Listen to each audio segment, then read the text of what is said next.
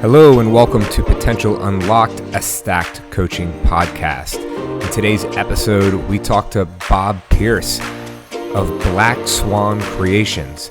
Today's episode is a special episode dedicated to redemption and a story on how he has used adversity to unlock his potential. If you're interested in checking out some of his creations, go to Black Swan Woodworking on Instagram. If you're interested in nutrition coaching or fitness, check out www.stackedcoaching.com. Enjoy the show.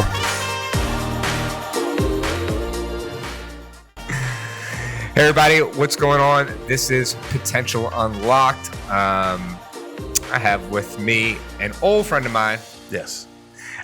We used to work together at Roof Fitness, Bib Pierce.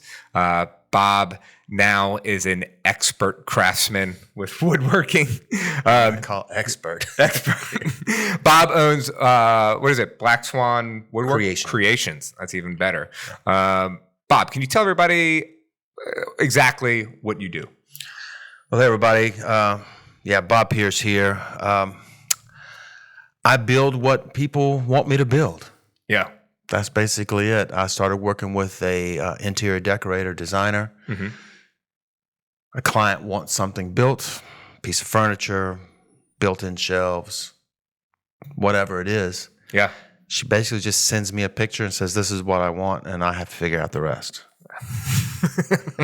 So it's perfect for me because it allows me to express myself. Well, I was going to say, now I've known you for a while. You and I are similar in a lot of ways, and I don't know. I mean, people might know this about me. They don't know it about you. Well, if they don't know you, but we're very artistic, and we kind of have that left brain action going on. The need to create. It's something I love doing. Bob, you're also a musician. I have musical instruments. I have musical instruments. we were just talking about this. So you were saying what about how like you see someone playing music? Oh yeah, one of my big character defects is that I even spoke with my pastor recently about it, and the music director at our church, that if I see somebody playing a guitar, well, I want to play guitar. Right. If I see somebody playing a piano, well, I want to play piano.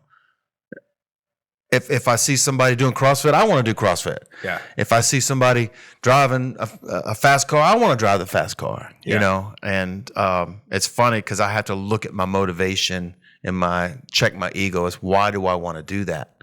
And I was talking to my wife about it this weekend. Is a lot of times it's not an ego thing. Now it's I want to learn.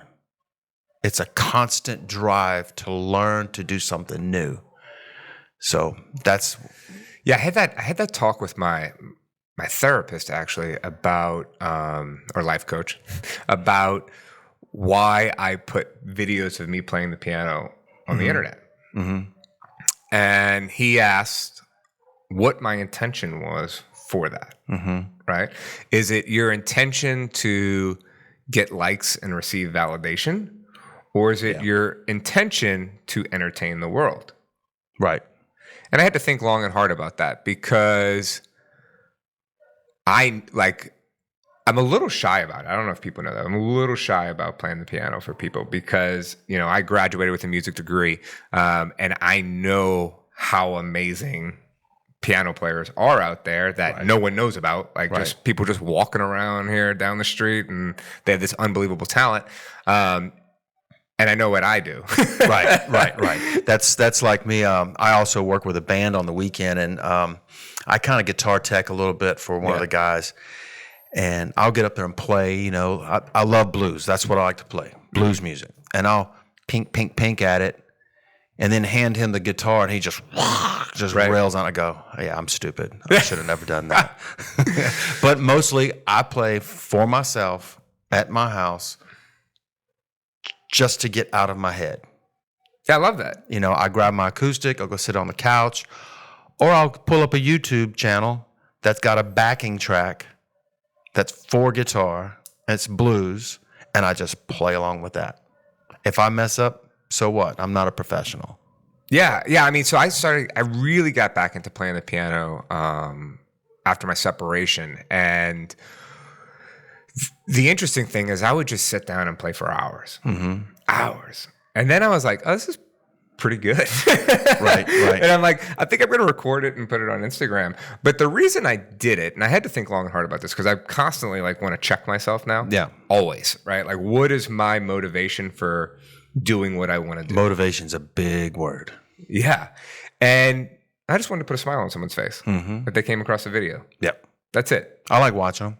Oh, thanks, man. Appreciate it. And that's kind of like what it became. Like I wasn't, I wasn't checking to see who liked it, who didn't like it. Like I didn't care about that. Like if you came across it and it made you smile, like great. I mean, because I had a friend of mine who he graduated with me at LSU in music. He's an amazing musician. But before every football season, he'll sit down at the piano and play like all the LSU school songs on the piano and sing with them and do like different variations and arrangements of it. And I just love it. Or I got another friend of mine who played on the LSU drum line with me. And I believe he's a realtor, or he might own his own brokerage. I'm not sure. But anyway, that's what he does. Mm-hmm. He does stuff with real estate, right? Yeah. But he will put on like a click track and play the drums for people with like 311 and Rage Against the Machine and stuff like that. Right. A lot of YouTube channels doing that. Yeah, and I'm mesmerized by it. Right. I watch every time he puts a video out, I watch it. Shout out to David Modafari out there. I watch every single video. He's not looking for anything. He just, it entertains me, and that's kind of what I want to do. Now, I do expect to see you at some point in time in some kind of an Elton John costume up there doing it with some glasses and some feathers. And then maybe a little Liberace, I've been working, so knowing your personality. So it's funny you say that because like I get all my music. There's a website called Sheet Music Direct, and it's like $4 a song. Like I have all these songs downloaded, and I was tooling around and I found my old like Elton John songbook from high school that I bought, and I just started going to town on some songs. And now like it's been kind of liberating because I feel like we're in an age of music where they're taking a lot of older songs and people have always done this, but they're making their own arrangement of that music, right? And some of them sound great. It's just numbers. Right. Some of them sound great, and so I find myself now doing that. And I'm making my own version of your song by Elton John, or I guess that's why they call it the blues. And I might slow it down, make it a little bit more ballad, speed it up, something like that, a little bit more expressive. But it's been super, super enjoyable. Right. I don't know how we got into talking to this, but yeah. So artsy. Yeah, artsy. Yeah, that's right. So I guess you go to part of the tagline, I guess is what you call it. I have no idea. That's what I call it. But it's Black Swan Creation, Artisan Woodworking. So, that feeds right into, I hate this term, the segue right into the art, artsy part of the Black Swan, is because it does, I could show you pictures of what they send me, and then I just put my spin on it. Yeah. Like this last big piece that I made was an antique furniture. And they just sent me a picture of it and said, make that. Wow. So I made it, and then my cousin, who does Risha Estrada designs, and she come along and paints it. It's layers and layers and layers of paint. And what's funny is I was making it all perfect and smooth. I didn't know what she was going to do to it. And when she came over to look at it, about 3/4 of the way through, she's got, stop doing all that. I mean, I was filling in holes, making it perfect. She goes, no, I'm going to smear caulk all over it and different paint just to give it a texture. Yeah. So, so it's our own expression of what we're doing. As I used to be I used to cook. I used to cook for Emerald. And I always thought about that. That was an art. That was a piece of art that we're making. The problem was it was destroyed later on. This is something, unless there's a fire, they throw it away. This is going to last forever. And that's what I enjoy. That piece is going to be in there, and people are going to look at it, and they're going to go, wow, I like that. Or they're going to go, I hate it. Who knows? It's funny you said that about food and now about your furniture, because I write all the workouts here at Rue, and I have for a while. And I probably put way more effort into it and thought than I need to. And a friend of mine, she said, why don't you just recycle some workouts? No one will know. And I said, I mean, and which is good. Like, I want to have a couple years worth of workouts. And I mean, you can recycle. If they're good, you should, right? Right. You got to repeat them. But writing programming for the gym is how I express myself in a way. Mm-hmm. Yep. So to me, it's art. And actually, she said that. She goes, I think you do this for the art. Mm-hmm. Not for money or for, another reason. And I do. I like to put an artful touch on all of the programming. Well, really deep dive into this real quick. Yeah. Is the fact that if you think about it, you really are, because what we were taught a long time ago was our job as trainers, as coaches, was to sculpt that person, to create in them exactly what they want to be created.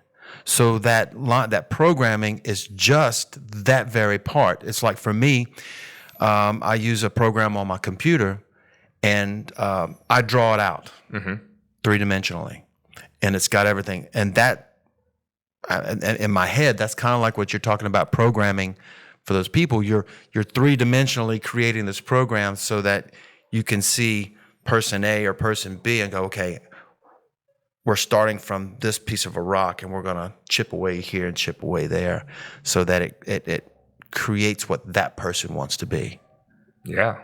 So, no, I mean, I love that. And I talk about that a lot in terms of our gym, and our new, Stacked with our nutrition coaching company is already, we're trying to shape someone's life, right? Like, change their life. I don't like to call it a diet or a diet plan. It is not. I want to change someone's life. I do not want you to be, reach your goal in 90 days and be like, okay, I'm cool, I'm done. You're not done. Go back to eating peanut butter sandwiches and chips. Like, we need to change, how you think about food for the long haul. And I've thought about that, like, a lot of times, like, what do I want when someone walks through my gym door? And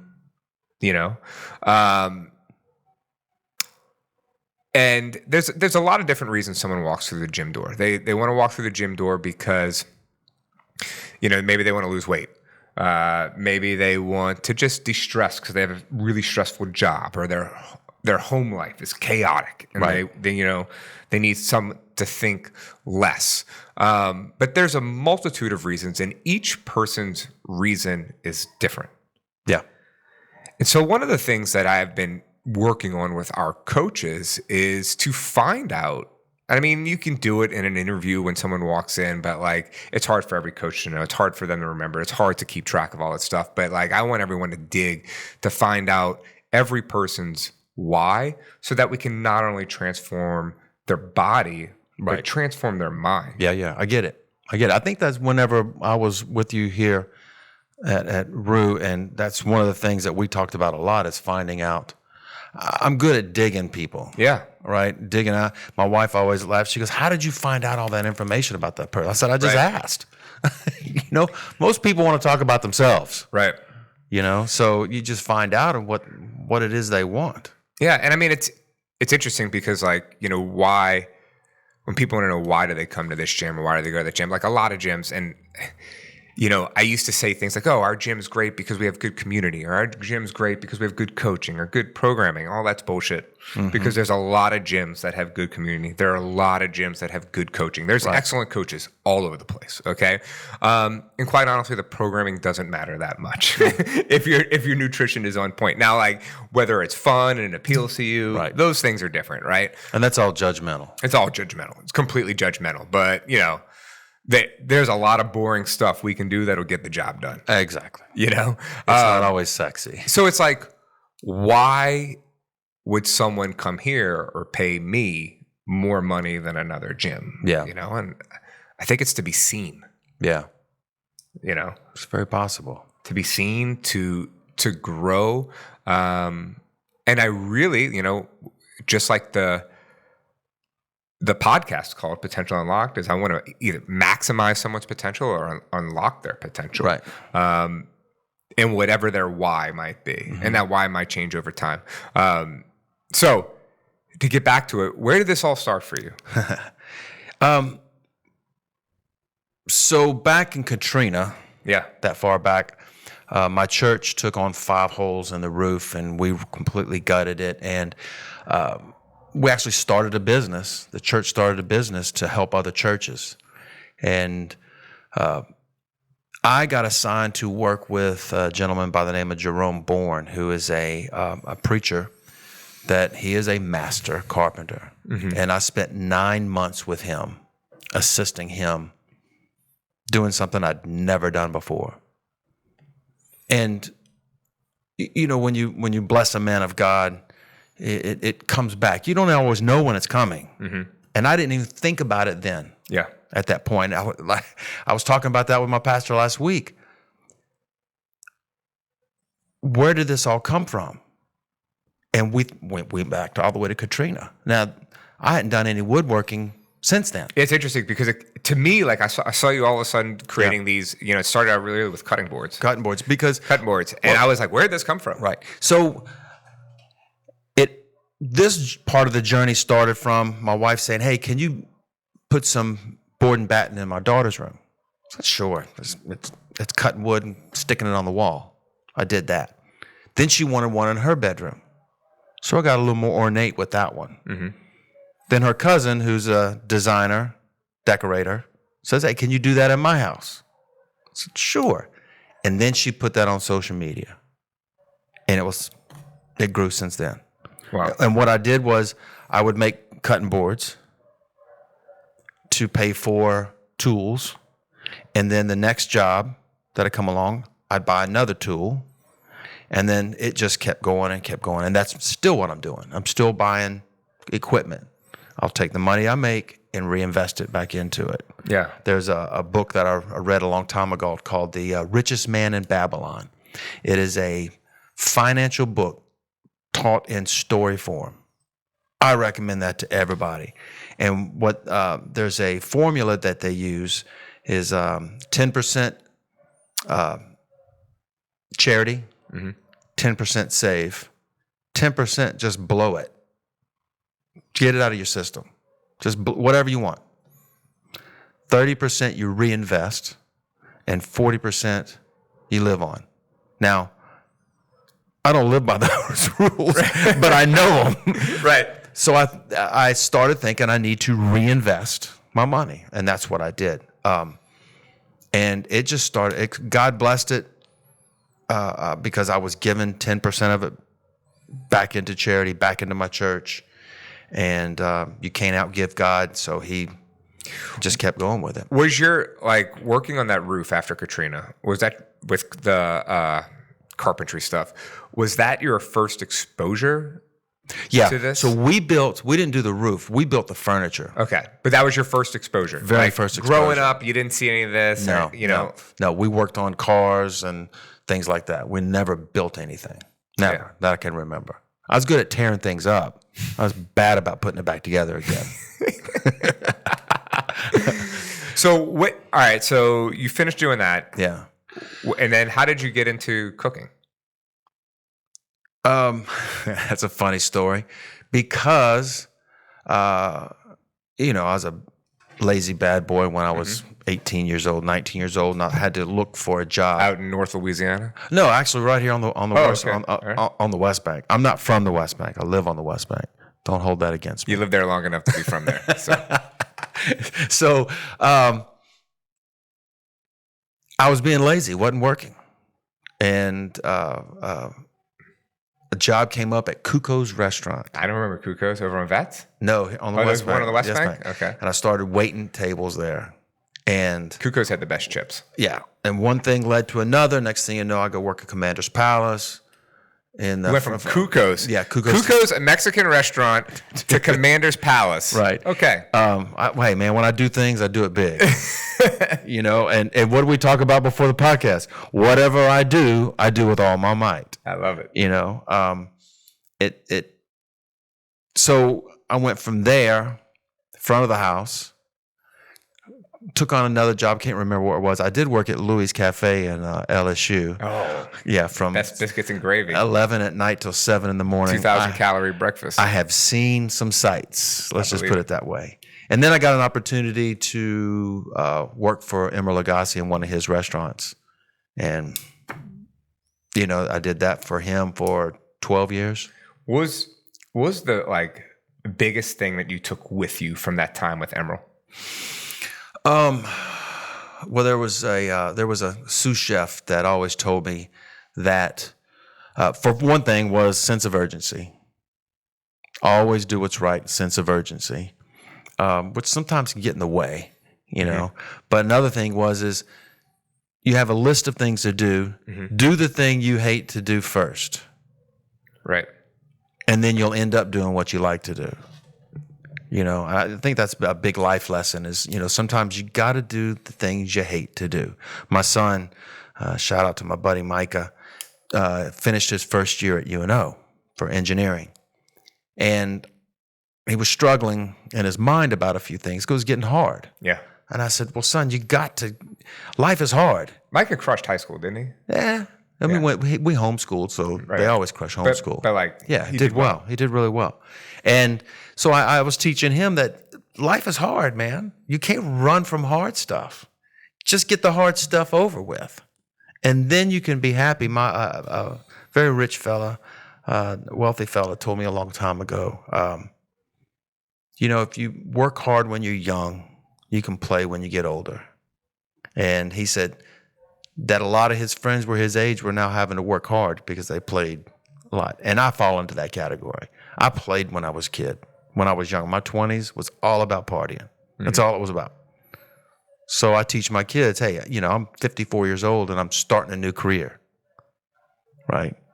But the Bible teaches you to have multiple streams of income. So as of right now, I've got 4 different streams of income. Yeah, we'll get into that in a second. Yeah. So how did you know you didn't want to stay with cooking? I lost it. I lost the love for it. I hated being there. I hated it. Why? At that time, I was in a different spot in my life. Mm-hmm. I just didn't like it. I didn't have the passion for it anymore. It just wasn't fun. It was the same old thing. I felt like I was just dealing with stupid people a lot. Yeah. Me being judgmental, right? So it's kind of the mirror image. What you don't like about somebody else is what you don't like about yourself. And I find that all the time. Yeah. If we're judging other people, we're judging ourselves. Oh my gosh. It's in this part of my journey, I'm learning to not judge people. Yeah. Excuse me. You want to learn if you're judgmental, just go take a drive. And this person's flying by you, and you're like, I can't believe that person's flying by. But you have no idea what's going on in that person's life. Right. I mean, somebody might be dying that they're trying to get to. How many times have we flown by a car? Oh my gosh, all the time. Yeah. So, I'm telling you, I shared that with some folks at my church not too long ago, that if you want to know if you're judgmental, just go for a ride. Yeah. Go stand in line at a grocery store. And I want to get to the point to where I'm not even thinking, was I judgmental or not? Right. I want to be that guy that people go, man, he's not judgmental at all. So that maybe it would spark something in them to not be so judgmental. Yeah. Wow, we went off a deep one on that one. That's all right. But I think once you lose your passion for something, can you get it back? Absolutely, 100%. But I'm 54 years old. In order to make money in the restaurant business, you got to be on top. Yeah. And I passed up a lot of opportunities to be on top.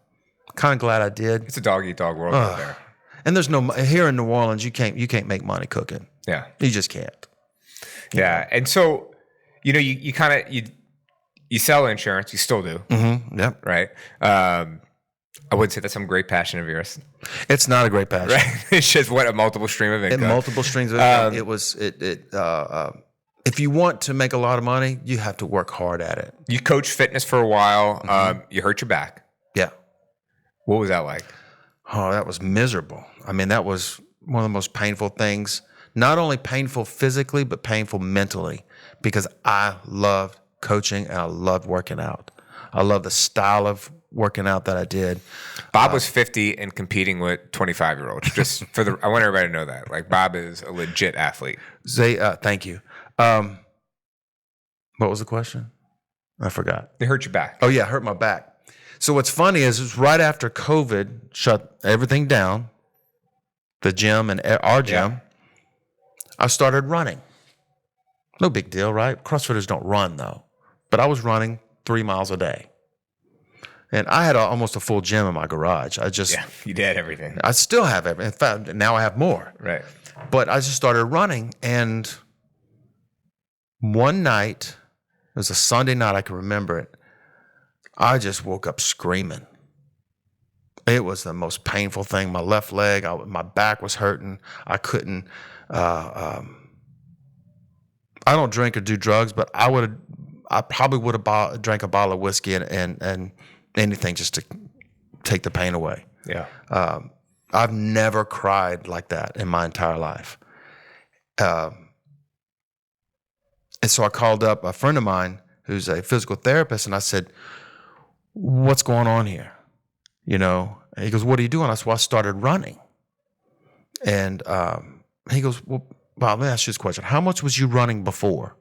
None. I said, none. 800 meters at a time, 400 meters at a time. Right. He goes, well, how much are you running now? I said, 3 miles a day. He said, who do you think you are?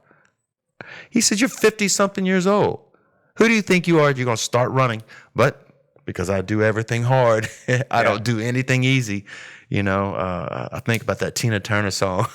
You know, I just don't do anything easy. Oh, yeah. You know, so that put a squash on all my workouts. I was done. I couldn't do anything. I lost, they call it foot drop. So shortly after that, it was funny as me and my wife was jogging. Mm-hmm. And I was jogging. You got a hard ass head. Yeah. And I was jogging in front of my wife, because I wasn't going to let her in front of me. Of course. Always competing. And she said, Bob, what leg was hurting you? I said, my left one. She goes, I can tell. She goes, your butt's sagging. I lost all muscle on that left side. Mm-hmm. And it got worse after that to where I couldn't even use it. It looked like it was a limp noodle walking. Right. It took about 6 weeks for it to get over, and I still suffer with it today. Yeah. Still, it's the strength is coming back a little bit, but I'm not squatting like we used to. Right. In fact, I don't squat at all. Yeah. I'll do air squats, and I might do a 35-pound kettlebell squat, but that's it. Do you deadlift? I deadlift for the first time this week, 135 pounds. 15. Conventional sumo, raise the floor, what? I would say it was more of a conventional, a little bit more straight leg. Yeah. Right. You know me, I'm a stickler for form. Right. But I did a triplet, 3 rounds, and 5 of those, and that's all I did. 15. Mm-hmm. Done. Yeah. Old me. You know old me. Yeah, you would have pushed it, man. I would have pushed it. I'd have jumped to 225 and tried to do 325 and watched Joe Green doing 500-something pounds. And I'm like, Joe Green's insane. Yeah. He's not human. So I guess where I want to go is, what spurred this passion for woodworking? I mean, you had a tough life. Like, I know Bob better than most, and Bob had a really difficult life or journey to this standpoint. Yeah. So let's get way back. Yeah. Well, let's just go back a couple of years. I quit drinking when I was 25 or 26. Mm-hmm. No drugs, no alcohol, no nothing. Went to rehab. Yeah. 7 weeks on a 2-week program. I don't do anything easy. I do it all hard. Right. And I'll try to go down this without getting too emotional. And while I was working here at Rue, back this up. Not because of Rue. Right. I don't want it to sound like that. While you were here. While I was here, I backslid and went back into drinking. Yeah. And it got worse and worse, and nobody knew. Right? Nobody knew it got as bad as it was. I mean, you talked to me a couple times about it. My wife had no idea. You know, I could tell something was wrong. Yeah. I was worried. When the point got to worse, when I was in the top 1% in my age group, CrossFit, yeah. doing really well, and the next year just fell apart. Yeah. That's when I realized there was an issue. Mm-hmm. But because of the illness of alcoholism, that's a tough one to overcome. It just is. You live in denial because you can always overcome it. And one of the best things that happened, y'all, was Bradley fired me. It's my fault, 100%. And I really believe that's a part that saved my life. I remember it was an eye-opening situation for me that I got fired. My wife said, I've had enough. That's, either do something or you got to go. Yeah. And sometimes you got to lose some things, and losing isn't always bad. Did I hate losing the CrossFit gym? Yeah, because I loved working here. I loved doing what I was doing. You and I stayed friends. Yeah. Why not? Yeah, absolutely. Why not? I took full responsibility. It was my fault. Yeah, I'm stupidity on my end. I'm familiar with loss in that sense. Mm-hmm. Also, we're young. You're young. You're young too. Stop. You're young too. But like you can lose and then gain because of it. Absolutely. And I feel like, Heather, Bob's wife, she texted me, I want to say 6 months after. It was, I'll never forget. It was either Christmas Eve or Christmas Day. I can't recall. And I think she said, Bob's 6 months sober today. Mm-hmm. And she gave me a little bit of credit. I don't want to take any credit because I'm just trying to be a friend and look out for you. But I'll never forget how I felt that day. Mm-hmm. It was miserable. But how I felt, sorry. Yeah. When she texted me, because I got in this business to help people. Mm-hmm. And for some odd way, or not odd, but it wasn't through fitness. It wasn't through nutrition, but I was able to help you. Mm-hmm. Mm-hmm. That felt so gratifying. I mean, it sucked. Right. But it felt pretty gratifying. I'm thankful for that text message for sure. Yeah, she's Heather's quite an amazing lady. I give her, she never threw me under the bus. She never talked to anybody about it in a negative way. I feel sorry for her because she didn't have anybody to talk to. Right. But she never threw me under the bus. Plenty of times she should have. Plenty of times she should have sent myself packing. Because I don't want to get into war stories, but she deserves a lot of respect for that, and I try to give it to her. We definitely believe till death do us part. Sometimes you're granted a new opportunity in life to reset. So what did you and I talk about before? Psalms 23 does make a reference to that. Surely the mercy and goodness of God follows you all the days of your life. It's hard to see the good in some things in front of us. Yeah, but when we have the ability to look in the past and go, wow, if this hadn't happened, this wouldn't have happened. If that wouldn't have happened, this wouldn't have happened. You have to. There's a Chinese proverb or teaching that says that a wise man is not afraid to climb a mountain that he's climbed already. So. I've climbed that mountain, and it wasn't easy. I hated it. Mm-hmm. It's like ripping your heart out, and looking at it in your hand. I have went through a 12-step program. I believe God used that to save my life. It gives me a whole new perspective. I think everybody should go through a 12-step program, 100%. Whether you have alcohol problems, drug problem, whatever. Everybody, because what it does is it reveals to you who you are, and we don't want to look at that. Yeah, a friend of mine, he's been in AA for 7 years, and he was talking to me about the amends process, right? And like all these categories for it and stuff like that. And I mean, it boils down to owning your shit. Oh yeah. You know what I'm saying? Yeah. Like, you're not placing blame on anyone else. Like, you're owning your shit. I hated coming here and talking to you about it. Right. And so miserable. I think about, like, my life over the past year. And, I went through a lot of stuff where I wanted to blame other people. And then all of a sudden, like I started owning my life. Yeah. And you move on way quicker. Right. Once you start doing that. One of the things that I like that you learn and you grow. Right. Too. Pain is a motivator, as we say. Pain is a motivator. If you have a knee replacement, that's probably one of the most. It's not necessarily the surgery; it's the rehab afterwards. That's the most painful. The stretching and the moving and everything. But eventually, one day you wake up and go, "Oh, I can walk again." So when you go through one of these programs, so on Monday nights at my church, I teach a recovery ministry. We kind of combined the 12-step program and then an 8-step Christian-based program. And believe it or not, we have no alcoholics, no drug addicts there.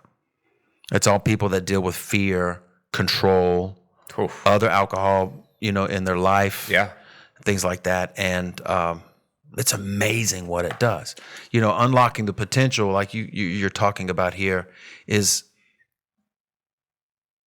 I want to see. Just like when we were coaching together here, I want to see people grow. I want to see them get beyond a stagnant life. I want to see them grow from fear to faith. And God's given me that opportunity. My old pastor said, you can't even give somebody a cold unless you have one.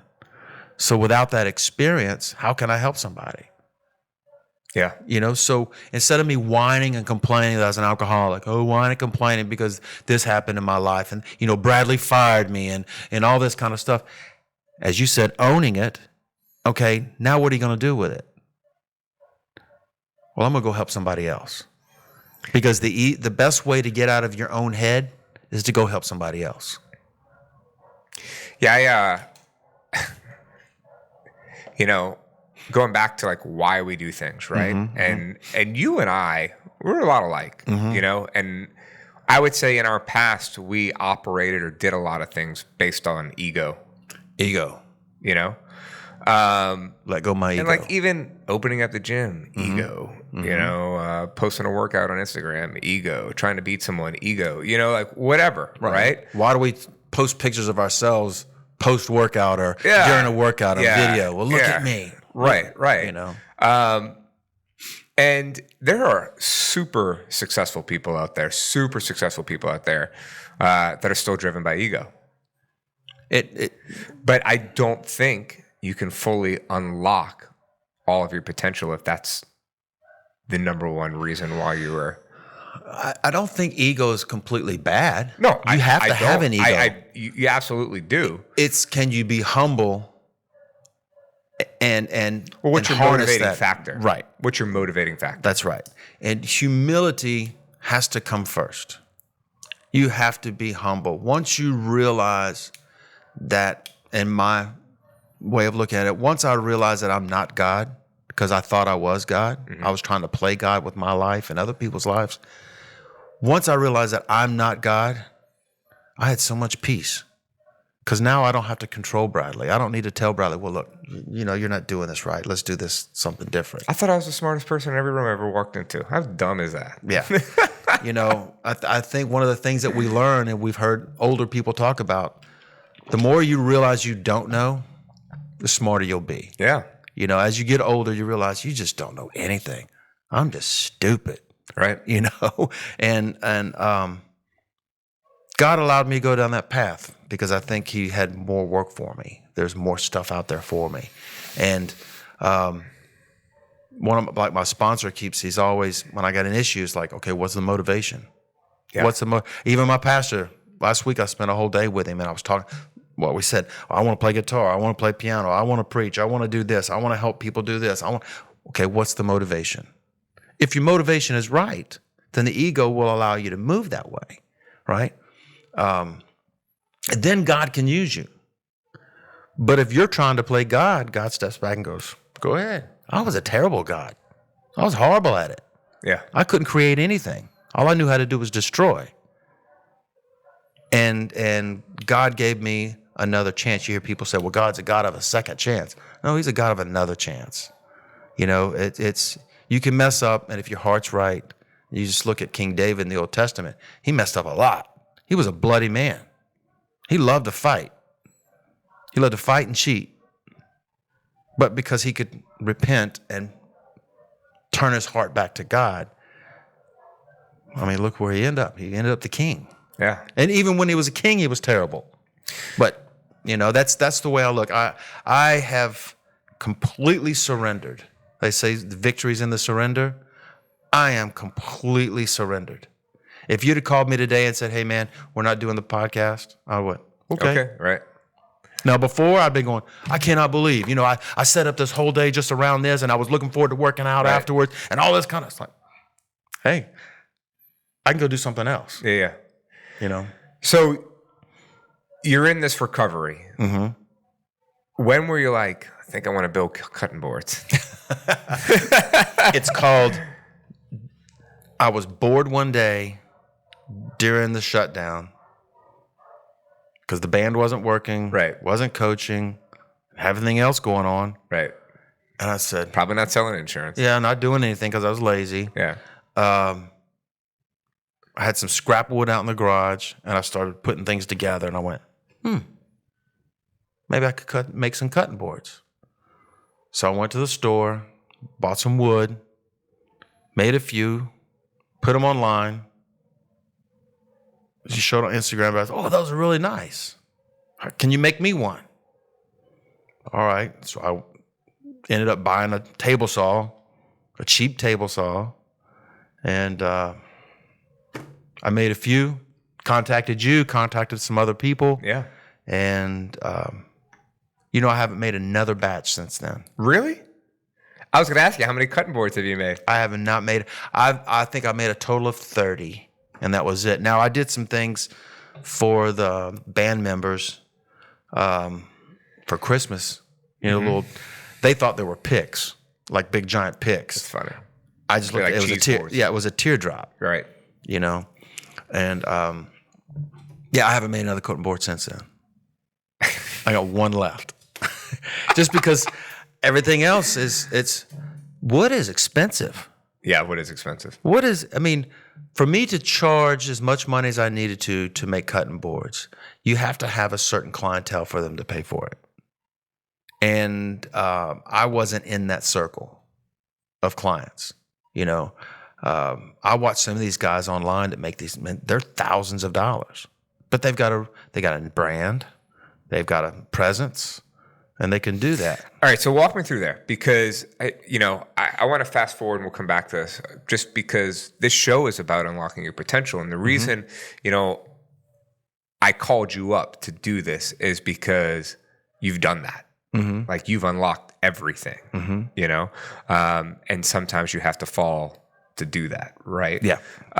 And here we are. Yeah. And so Bob was talking about how you need a certain type of clientele. You have that clientele now. Yeah. So God directed me in the right way. And the reason why I believe that is because every day, and I preface a little bit, when people are having issues, I ask them, how did you start your day? Yeah. How did you start your day? Did you start it full of ego, or did you start it by surrendering? And most 99% of the times, before my feet hit the ground, before I pick up my phone, which is the devil because it distracts you, before that happens, I surrender to God. I give everything to Him. And I add a little tagline on there. I go, all right, God, my life is in your hands. Whatever happens today is on you. Good or bad, it's all because of you. And I'll give you the praise for it. So I start my day like that, and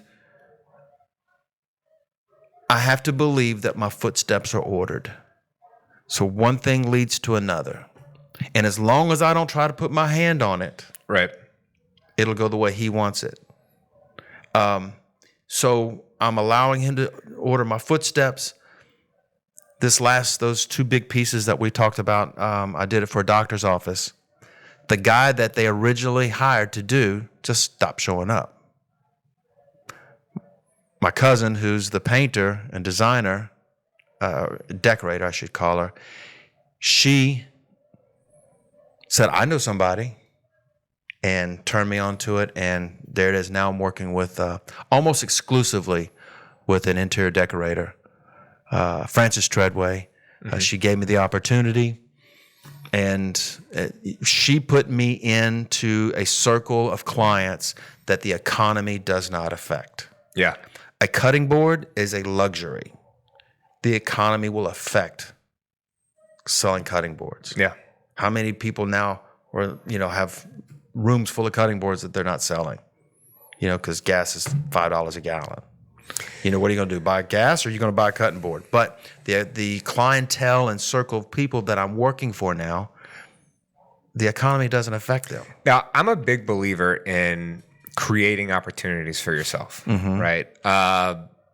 And, a lot of times those opportunities don't turn into anything. Right. But if you create enough opportunities, one will. And that's where things begin to change, right? The other thing is, when an opportunity presents itself, are you in a position to take advantage of that opportunity? Isn't that what luck is? That is what luck is. That is exactly what luck is. So for you, you started out with those cutting boards, but how did you start creating opportunities for yourself to put yourself in a position to take advantage of this opportunity presented itself to you? Well, getting back to how did I start my day? Yeah. God created those opportunities for me. But I also believe one of these days I'm going to write a book. So nobody please steal this title. No one's stealing it. People are lazy. How to get your ducks in a row. If you ever notice ducks, when they're sitting down, they're scattered. Right. But what is happening when they're moving? They're all in a row. You just have to keep moving. You can't sit down and do nothing. Right. It's when you start just sitting there doing nothing happens. But as long as you keep moving, that's one thing my wife says about me is, I'm always doing something to make sure my family's taken care of. My dad, who raised me, he was a worker, and he taught me to work. So I worked. I did anything I had to do. I mean, I was in pest control for a year and a half. I hated that. It was gross. But I did it until I got my insurance license. Once I got my insurance license, I started making passive income, which isn't always easy. I mean, I still have people call me. I've got that called you the other day. That's right. Well, 3 people now. I had 3 people call me in the last. You want to talk about making opportunity? So a guy calls me about getting some health insurance for him and his daughter. Health insurance is expensive. Yep. It's almost a scam. It's so expensive. And I showed him an opportunity how he could save some money doing it. And then I made an opportunity for myself because I told him, I knew he was a younger fella with a daughter, and he had no life insurance. So, I don't necessarily think about how can I make more money. Is what happens to this guy? What happens to the daughter if something happens to the dad? How's she going to be taken care of? I want to make sure that she continues her lifestyle the way she's used to in case something happens to her dad. Also, the way I present life insurance to people is I can also show you how to make a tax-free stream of income using the proper life insurance program. And he's like, sign me up. When can we talk next week? Right. Opportunity. Yeah. Making an opportunity. If people don't, if I don't tell people that I sell life insurance or health insurance, how do they know? If I don't tell people that I do woodworking, how do they know? Right. When I was working here, I'm a CrossFit coach. Why don't you come check it out? I'm a CrossFit coach. Come check it out. Absolutely. Because I enjoyed watching people work out. I enjoyed it. I still enjoy it. I sat and watched some of the old CrossFit stuff yesterday. Guess what I want to do now? I want to compete again. No, not really. No. that ain't happening. Stop. Those guys are. That's what they do full time. I'm done too. Yeah, I'm done. In fact, I told you the other day when I started working out again, I'm just not lifting heavy anymore. I just can't. I don't. Every time I think about like wanting to do some type of personal athletic feat, like whether it's enter a track meet or oh yeah, we were going to do that a while back. Remember? Right. And I've gotten close a handful of times, but like doing that or a new CrossFit competition or like a powerlifting competition or whatever. I'm just not into that anymore. Right. Like I'm not into like personal athletic feats anymore. Like I want to create, like spend my time and energy. Serving others. Yeah. Which will serve me personally. Right. But like it's not about me anymore. Right. What was that movie? Was it Brewster's Millions or something like that, where he inherited all this money or could inherit this money as long as he didn't spend the money to make himself money, something like that. Right. So he had to give the money away without the motivation, right? Or the motivation to be in the right way. Yeah. And that's, that's what it is you're going to be blessed. If you're giving, you can't, whether you believe in God or not, whether you believe in the Bible or not, you cannot use the principles of God and they not work. Right. It's a universal law. It's just karma, some people call it. Right. Whatever you sow, you're going to reap. So if you're blessing other people, you're going to get blessed back. Now, the problem with a lot of that is people want it right now. They want that blessing today. Well, look at me. Katrina was 2005. We worked for a year after that, year and a half after that. I was right there by that man's side. I was 17 years later. Yeah, 17 years later, I'm doing woodworking. Am I making a living at it? No. But I'm making money at it. And I'm creating artwork. I also, we didn't talk about, I do what they call focal walls. Yeah, those are beautiful. Yeah. You do a good job at that. I was talking about that this weekend, about my music degree. Mm-hmm. And like what I've done with it. Nothing. But it was a really hard degree to get. Music is a hard discipline to graduate college in. Yeah. And what it has done, though, is opened a lot of doors for me. Mm-hmm. So, like, while it hasn't been maybe directly tied to my profession, it has created opportunities for me, either through relationships or bonding or things like that, that have opened a lot of doors for me. Yeah. And, it's just, I'm thankful for that. Yeah. Well, so that sparked something, a thought in my head. You said, how I made opportunities for myself. Yeah. I've made opportunities for myself because what I do with all my heart. And I want it to be done right. I love that.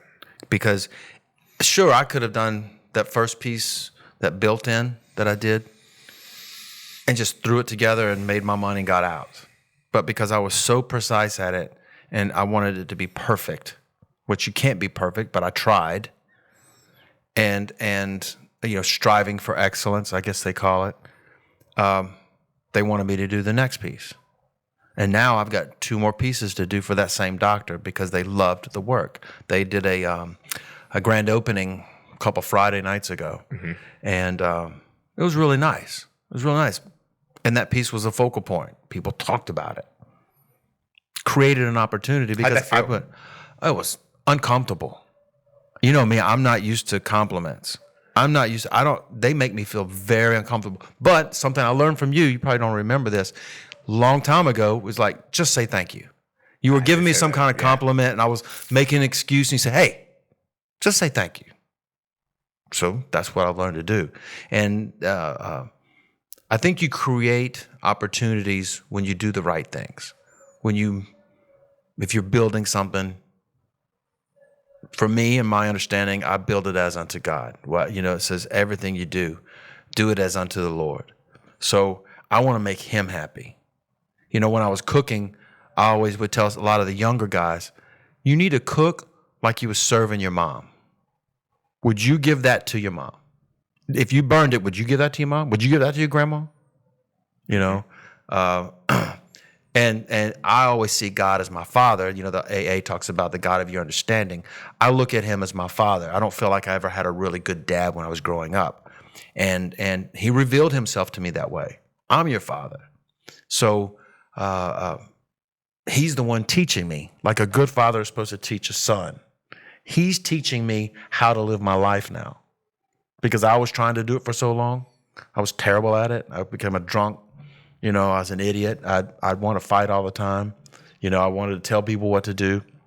So the opportunity part comes in, that just do what's right. It's interesting you said that. And I think about that a lot now, because my son is going to be 9 in September. My daughter's 4. And so when I do certain things, like I think to myself, would I be proud or not proud if my son or daughter knew about this? Right? Right. It was terrible for me to sit down with my kids and tell them, hey, your dad's a drunk. How'd they respond? Okay. Kids, man. Yeah, I mean, my son, I apologized to him. So in the 12-step process, you were talking making amends, and you have to go to somebody. And for example, if I'd come to you, I'm look, man, this is what I did. I'm sorry. Right. What do I have to do to make amends? Right. A lot of people don't get do whatever they say, right? Yeah. A lot of things is, I'm going to tell you what my amends is going to be. That don't work like that, because now you're in control again. You have to be out of control. And I think that's a beautiful way to live. It's because a lot hard of people in the are beginning. Just like, whatever. Yeah, it's hard in the beginning. But when I sat down with my son and I told him everything I'd done, almost everything I'd done. When you don't always tell everything. You don't need to. Right. But I explained to him everything, and I said, asked him, how do you feel about that? Is there anything you want me to do? He's like, no, I'm good. Like, no, man, you're supposed to beat me up. You're supposed to cuss at me. You're supposed to punch me in the face and say things. But that's what I expected, because that's what I was doing to myself at this time. You were still a good dad. Yeah, no doubt. But what I've learned here to do lately, and I shared this with somebody at church yesterday, you have to forgive yourself. And that was a hard spot for me to do. What I've done, whether I believed it or not, I just started saying, I forgive myself. You can't beat yourself up forever. I forgive myself, whether I believed it or not. Right. And I just kept saying it. I'm at the point now where I pretty much forgave myself. Some things still come up in my head. And when they do, I go, God, I don't want to think about that, God. I forgive myself. And it's, somebody told me the other day, man, you really look happy. You look peaceful. You look relaxed. I have never been at peace like I am right now. It's the most peaceful part. I used to do Tai Chi a long time ago, and I can remember the peace I had then, but it was just a physical peace. I'm at spiritual peace now, and it's hard to understand. I can't explain it. It's unexplainable. The Bible calls it joy unexplainable and full of glory. I can tell you how to get there, but I can't tell you how I feel, other than it's just peaceful. And I think it comes into my woodworking because I'm working by myself at home. I've got my computer in my shop, which is my garage. I'll put on a podcast. Mm-hmm. I'll put on preaching. I'll put on blues music. I'll put on gospel music. I'll put on reggae, whatever I feel like that day. And I just work. And I'm at peace. And I think God uses that and gives me opportunity, because I present myself to people that way. I tell people, they go, how did you do that? I said, honestly, most of the time I just pulled up a chair in front of the wood. I go, all right, God, I don't know what to do next. You're going to have to show me. And as a good father, he shows me. Yeah, it's interesting. And, it's like meditation, right? Like it's having the ability to just stop and think. Mm-hmm. Mm-hmm. Do nothing else. That's it. Just think. Or not think. Or not think. Just it doesn't matter. Just letting it go. Right there. Just letting it go. I was a few weeks ago, because I feel like I am on the precipice of being in a position where my life feels calm. Mm-hmm. And it hasn't felt calm for a long time. Mm-hmm. And, I've been working on a lot of things at the same time. Yeah. And now I'm putting myself in a position to where life can slow down and things can start to fall into place. And this past weekend, I felt completely at peace with the world. It was super interesting. And, but I remember, and this sticks in the back of my head, I was walking to Jazz Fest with my aunt and my 2 kids. And she was like, Bradley, are you in a rush to go everywhere? Like, why are you in such a hurry to be everywhere? And it was almost like a reflection of my brain. Does that make sense? Like, it's just like chaos. One of the things that I remember from rehab, my 7-week stint in a 2-week program, the therapist there said, Bob, you can't walk slow, can you? I'm like, no. What's the point? He goes, when you go home this weekend, because I had a weekend off, he says, I just want you to walk in your neighborhood slow. Not Irvin Baxter, John Maxwell says, learn to walk slowly through the crowd. Because if you walk so fast, you're missing opportunities. Right. You're missing an opportunity to talk to people and say hello, and and you create that environment. So you have to learn to walk slowly through the crowd. I love that. Well, it's almost like walking slowly through life. If you try to rush it, you're going to miss a lot. When you rush things, you're playing God. I looked at that in the past. Like so much of my life was spent looking towards the future that I wasn't living in the present. Yeah. What did I just write down? In the moment. In the moment. Yeah. And I still struggle with that. I struggle with that too. And I think a lot of us that are creative or pushing the boundaries on creativity. We're very type A also. Yeah, we are. And so, we're looking at like a carrot, right? Which is not a bad thing. It's not a bad thing. My granny taught me a long time ago, and it's a reference towards God about living for God, but it makes total sense. You work like he's never coming, and you live like he's coming tomorrow.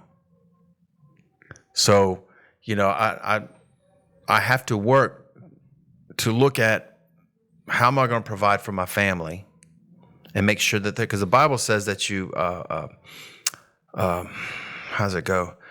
I'll paraphrase that you're supposed to make sure that your kids are taken care of. Well, how do you make sure that your kid, in other words, your grandkids, well, you got to prepare your kids. If you teach your kids right, then they'll teach their kids right. So, if I've got to make sure that I'm doing everything to give the best opportunity for my children or teach them how to create opportunities for themselves. And so that carrot in front of me always pushes me there. But looking behind me and knowing that, man, God's really been blessing me. And then being in the moment, that's a tough spot to be, man. I'm still learning how to be in the moment, although I think I'm learning. This. Yeah. I left mine over there, but I still talk about a cell phone, y'all. Yeah, but it's that's my next phase that I'm really focusing on is being in the moment, and I think that's what woodworking does. I get so caught up in just that moment, looking at that one little piece of wood, and how do I fit those two pieces together? So when you run your finger over it, you don't know there's two pieces there. Being in that moment, and I think it's just you have to slow down. You have to be still. The Bible says, be still. And that's where I'm heading to now. I kind of want to end it there because I think that's perfect. Yeah. My big takeaway from all of this would be in order to unlock your potential, you have to live in that moment, be present in it, and experience it fully. Yeah, and start your day off right. Yeah. So, Bob, look, wait, before we go, I got to give Bradley the first inaugural First person I've given a shirt to. I'm wearing this. So, yeah. Appreciate it. Yeah. Black Swan Creations. I'm in. Yeah. I'm wearing this proudly. Yeah. Speaking of which, that is where you can find. On Instagram. It's Black Swan Woodworking, right? Yeah, it's Black Swan Woodworking because Creations was taken already. Yeah, I imagine this is, if you're interested in a piece from Bob, you have to be pretty local, right? Yeah. Yeah, so local to the New Orleans area region, or set up delivery. Yeah. That's it. But do you have a waiting list or? Actually, right now, I'm about 2 months out. 2 months out. Yeah. Is there any, I mean, you could do anything, or is there anything particular that you? I like to do focal walls, meaning just go online and look up you focal can walls. see his current stuff. Or you can look up focal walls. What I tell people all the time is they go, hey, can you do some work for me? Sure, send me a picture. Yeah. Go on Pinterest, go on at whatever, and go look and see what you design you like. And I'll either replicate it or we'll modify it for that. As far as furniture goes, mantles and built-ins and things like that, it's just show me a picture. You can go on my Instagram. That's the only place I am. Then you can DM me there and we'll talk. All right, Bob, thanks for doing this. Hope Yep. you enjoyed this episode of Potential Unlocked. Bye, y'all.